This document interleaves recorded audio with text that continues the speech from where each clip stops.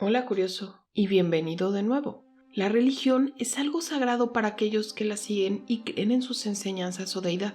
Sin embargo, a lo largo de la historia han habido muchas personas que querían aprovecharse de las creencias de las personas al afirmar que son una reencarnación de su Dios o que son un profeta enviado a ellos por quien sea que adoran.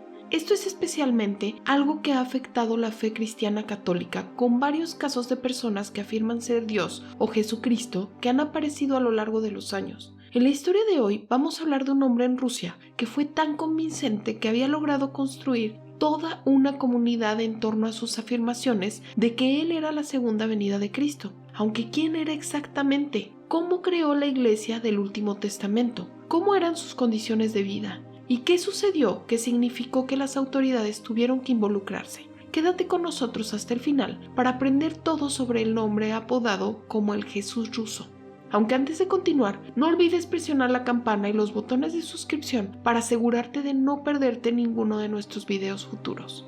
Ahora, antes de profundizar en el asentamiento del hombre en Siberia y cómo logró crear su comunidad, veamos cómo fue su vida. Antes de ser conocido como el Jesús ruso, fue Sergei I. Anatolovich Trop, quien nació en 1961 en Krasnodar Krai de Rusia. A los 18 años de edad, comenzó su servicio militar obligatorio, enlistándose en el Ejército Rojo, donde alcanzó el grado de sargento. Después de dejar el ejército, había pasado 3 años como obrero metalúrgico en Minusинsk, Serbia. Después se quedó en la ciudad, pero trabajó como un oficial de patrulla hasta 1989, cuando perdió su trabajo.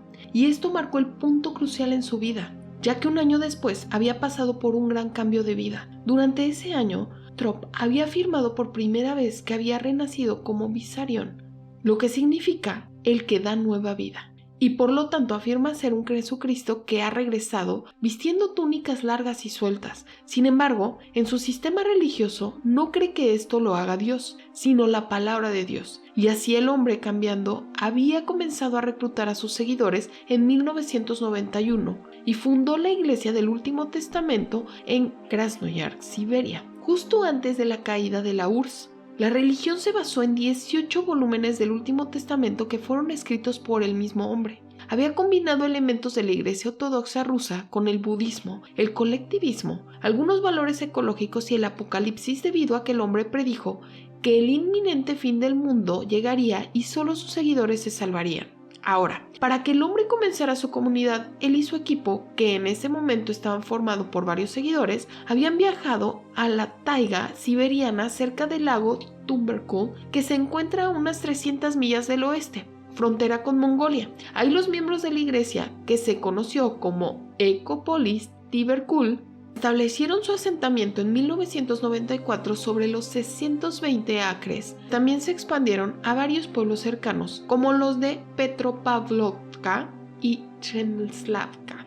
Uno de los principales seguidores y por lo tanto colonos fue Iltane, que tenía solo 17 años cuando conoció a Vissarion. Al parecer, en un documental de la BBC sobre la religión, habló de que su esposo fue una de las primeras personas en viajar con Topor al asentamiento para ayudar a crearlo tal como era en el momento de la filmación. También recordó cómo era cuando ella y otros seguidores llegaron por primera vez al lugar y que todos tenían que vivir en una gran carpa militar hecha de lona que debía albergar a 8 personas por carpa. Según la mujer, así habían pasado el invierno. Pero ¿cómo era la vida comunitaria para ellos? ¿Y cuál era el lado oscuro de esto? Quédate con nosotros para averiguarlo.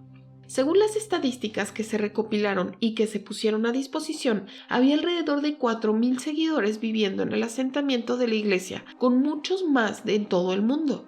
Esos conversos que vivían en el lugar incluían gente normal, así como músicos famosos, médicos, maestros, excoroneles del Ejército Rojo, un exministro de Bielorrusia, así como peregrinos de otras partes del mundo, como Cuba, Australia y Alemania, por nombrar algunos pocos. Y todos tenían una cosa en común: seguían las enseñanzas de Vissarion y compartían la creencia central de que se acercaba una gran inundación y que cuando se suponía que llegaría, solo sobrevivirían aquellos que pertenecían a la religión y que luego emergerían del agua a la tierra prometida. Pero como la mayoría de las comunidades también deben de haber seguido algunas reglas, estos incluían vivir en armonía con la naturaleza, la agricultura siendo cultivada sin la ayuda de ninguna tecnología moderna. Sus vidas eran minimalistas, sin dinero. Los miembros también deben haberse abstenido de comer carne. La mayoría de los productos lácteos también estaban prohibidos y había una política estricta contra fumar, beber bebidas alcohólicas y jurar.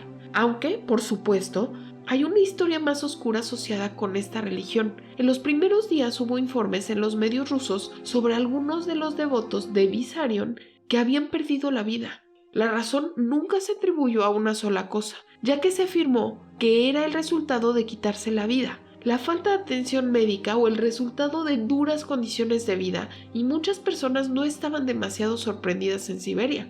Al informar sobre lo que en ese momento algunos habían llamado un culto emergente, el Times escribió que Vissarion creía que él era la segunda venida de Jesucristo y que afirmaba poseer la capacidad de curar el cáncer y el SIDA con un toque de sus manos desnudas. Si bien esto nunca se ha confirmado, algunos exmiembros de la iglesia que vivían en la Ciudad del Sol, que es como llamaban a su asentamiento, habían revelado que su creencia prohibía la intervención médica si alguien estaba enfermo o herido. Elena Melikova habló con la BBC sobre el fundador y dijo que muchos niños y adultos habían perdido la vida debido a una de las enseñanzas del hombre, que era que el cuerpo se curaría solo, y si no lo hacía, era un castigo por no mantener el cuerpo unido a la naturaleza. Sin embargo, a pesar de las críticas en su contra, Vissarion y sus seguidores vivieron en el asentamiento de Siberia durante muchos años, con más personas uniéndose a sus filas a medida que pasaba el tiempo. Algunos incluso van tan lejos como para vender todas sus posesiones terrenales y dar su dinero a la iglesia. Pero, ¿y la vida privada del hombre? Anteriormente estaba casado cuando se divorció de su primera esposa y luego se casó con una niña que, según los informes, tenía 19 años y vivía con él desde que tenía 7 años, aunque se desconocía cuántos años tenía exactamente cuando se casaron. De esas dos uniones, el hombre tiene 6 hijos, aunque su vida como palabra de Dios llegó a su fin el 22 de septiembre de 2020, cuando fue detenido por el Servicio de Seguridad Federal ruso, FSB, y la policía. Fue llevado al Tribunal Central del Distrito de Novosibirsk junto con 2 de sus ayudantes, Vadim y Vladimir. Luego, se enfrentó a cargos de dirigir una organización religiosa ilegal, posible daño físico a otros y extorsión.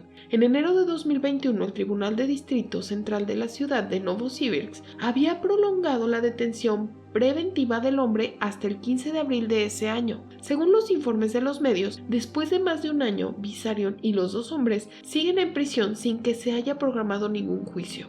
A lo largo de la historia ha habido mucha gente que afirma haber sido la segunda venida de Cristo, o incluso Dios mismo. Una de las personas más notables que convenció a varios de sus seguidores de que era la reencarnación de Jesús fue nada menos que Charles Manson, quien lo hizo con una combinación de sustancias ilegales y carisma. La frase complejo de Mesías o complejo de Cristo se ha utilizado para describir un estado mental en el que un individuo cree que está destinado a convertirse en un salvador, ya sea hoy o en el futuro cercano, y aunque a veces es difícil saber si alguien realmente cree eso o si tiene un motivo oculto, cómo ganar poder sobre un grupo de personas o extorsionarlos, algunos antiguos seguidores de la Iglesia del Último Testamento habían creído que Vissarion era el último tipo de persona. ¡Qué curioso! ¿Alguna vez has oído hablar del llamado Jesús ruso? ¿Por qué crees que la gente cree en estos profetas autoproclamados? ¿Crees que algunos de ellos realmente creen que son un dios? ¿Y se te ocurren otros casos similares? Comenta a continuación y como siempre no olvides dar me gusta, compartir y suscribirte a nuestro canal. Hasta la próxima.